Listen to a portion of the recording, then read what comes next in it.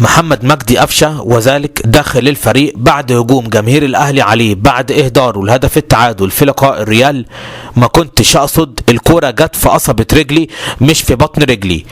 خرجت بعض الاخبار من داخل النادي الاهلي تؤكد على ان اول رد فعل من قفشه داخل معسكر الفريق في المغرب بعد هجوم جماهير الاهلي عليه بعد الكوره اللي اهدرها لما كانت النتيجه 2-1 لريال مدريد، الكوره اللي عملها حسين الشحات بالعرض لكن قفشه حطها بغرابه فوق العارضه، كانت كفيله الكوره دي باحراز هدف التعادل. قفشه قال ان الكوره وهي جايه له ما كانتش ماشيه على الارض، كانت بتعمل بند في الارض، ولما جات له عملت بند